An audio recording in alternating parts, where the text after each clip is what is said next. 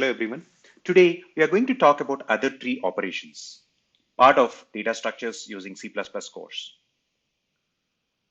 Other common tree operations include finding the height or depth of a tree and finding the minimum or maximum value in a tree,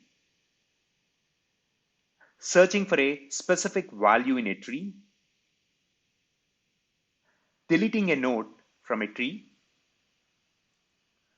replacing a node with another node, checking if a tree is a binary search tree, that is B.Sc or not. Each operation is implemented differently based on the type of tree and the use case, but all involve traversing the tree in some form, such as depth first search or breadth first search.